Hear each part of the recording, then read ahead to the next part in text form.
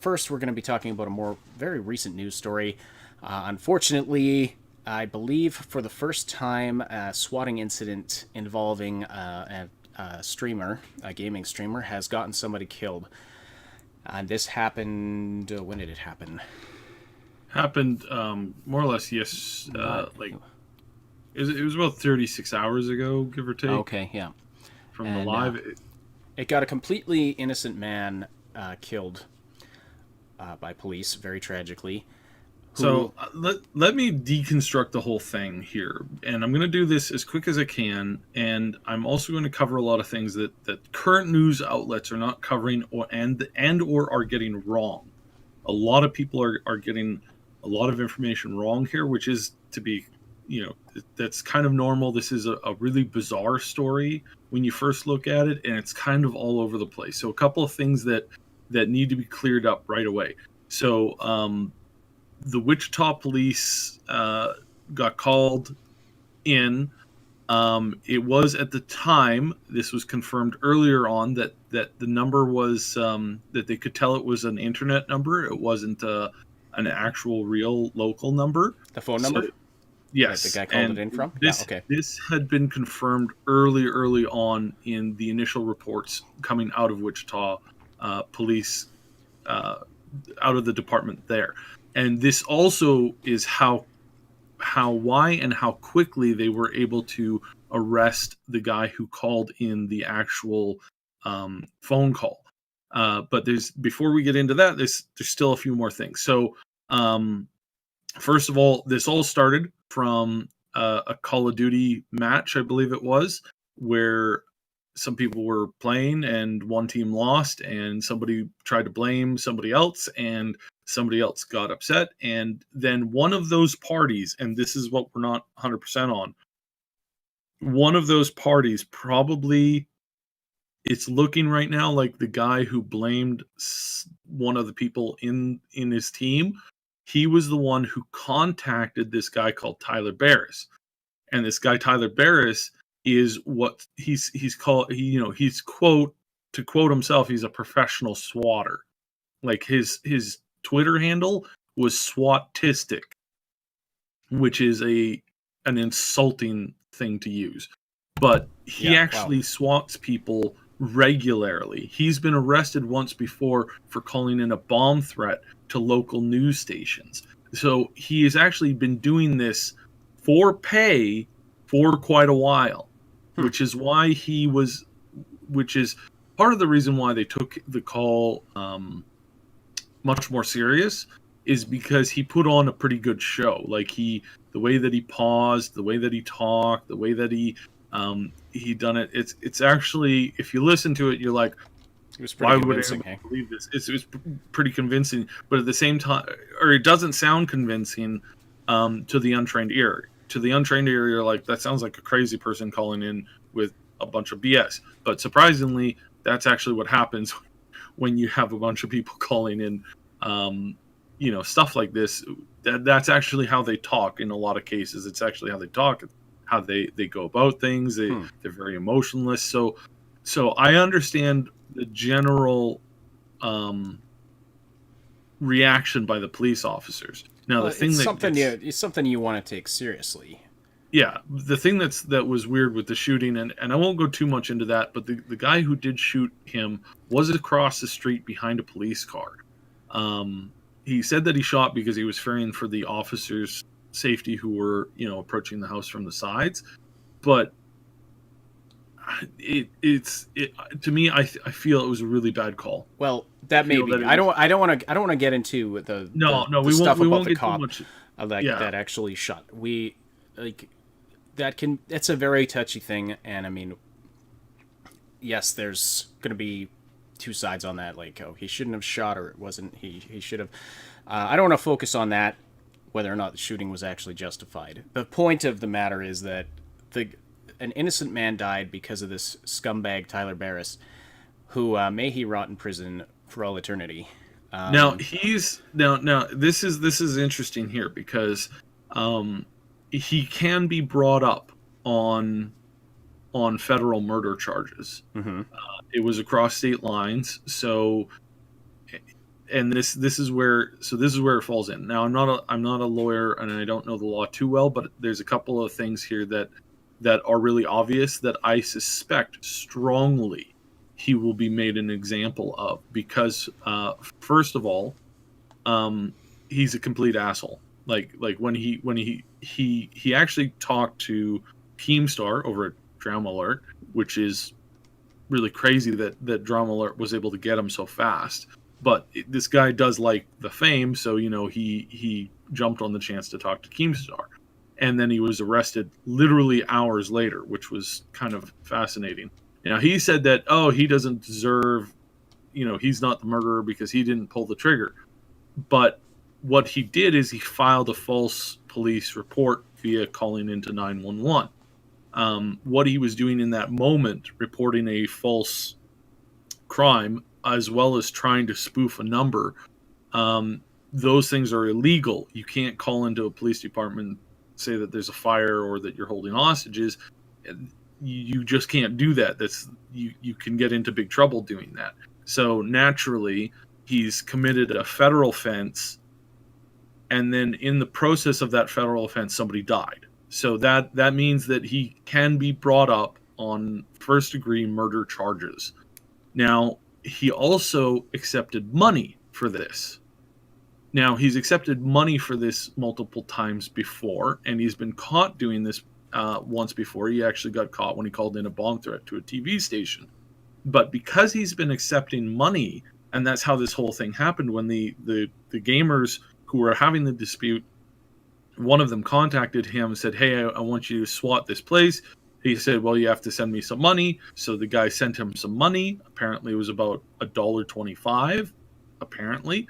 Wow. And then he was given an address, the address at this point, we're pretty 100% that the address for this people's house wasn't even anybody that was on that original Call of Duty team. So that means that the address that was given either to the first person in this sequence of events or the second person in the sequence of events was incorrect completely.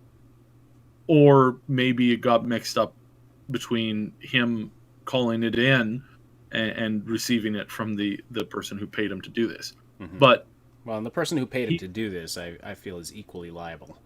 Yes, but here's the interesting thing. So because he's receiving money to do criminal acts, that's called a racket. Mm-hmm. So he can be brought up on racketeering charges, and at the same time of being brought up on racketeering charges, anyone who's paid him can also be brought up on racketeering charges. Anybody to have sent him money to do this in post can be brought in and punished for racketeering, and in some cases, definitely this case of the first contact here, can also be brought up on co-conspiracy charges of murder. And which means that the original gamer who started this mess by calling this guy or by contacting this guy can actually end up going to jail for murder as well. And this, I think, is also a very strong possibility because they want to set the precedent. There's over 400, 500 cases of swatting a year, and it's only been getting worse. And we've been saying for a long time, it's only a matter of time before somebody gets killed. Yeah. People have been shot and seriously injured, but they have pulled through. This is the first case of a direct death related to swatting. And because of the way that this has been set up with him taking payments to SWAT people, if 100 people have given him money to try and SWAT somebody before, this guy could end up pulling in and bringing down dozens and dozens of other people. And I hope and dozens of teenagers can be looking at serious jail time for a racketeering charge. This is huge. I do hope that this comes down hard on these people to set that precedent so that this crap stops, because it's dangerous, it's reckless, it's not. They think, it's a prank. I'm just pranking someone to get back. That's not a prank. Walking up in the street and punching someone in the face who's not paying attention, that's not a prank. That's just being a dick. And swatting is just being a dick. And very illegal. Well, yeah, absolutely. in this case, I want to point out, and this is for what what did we learn from this? First of all, don't get involved in swatting. Period. Ever. Don't do it as a joke. Don't do it as a connecting thing, because, like I said, this guy is going to bring down a lot of other people with him. Oh, yeah. And a federal racketeering charge is not something that you want to deal with in court. It is not something that you want to experience going through. That is not a case that you will win at all. And it's not something you want on your criminal record, and especially and before you say, they've got nothing on me, every person who's given this guy money via PayPal, because of the way that PayPal does their accounts and connects you, if you've tied that to an actual bank account, you're done. You are done. There's no way on earth you can flee once the government knows who you are via your banking records. Like you'll have to go completely off the grid, and that's not gonna.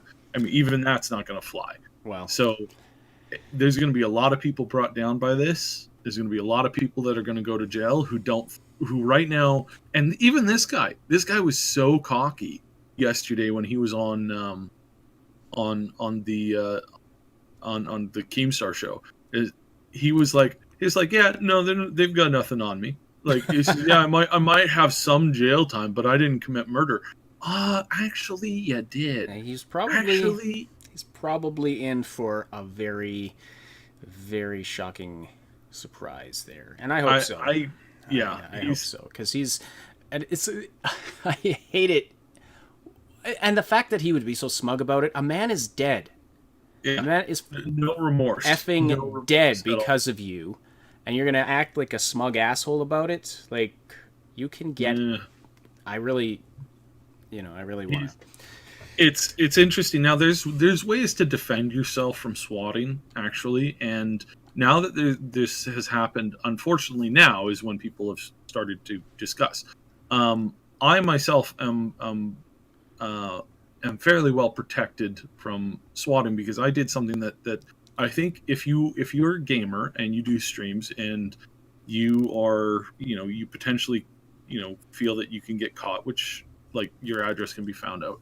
That's a possibility. Here's something that you can do if you live in a small town. So if you live in a small town, you can contact your local police department and explain to them that you're doing streams. Explain to them what swatting is if they don't understand it, and then you can give them your contact information, also your address, and a bunch of other things.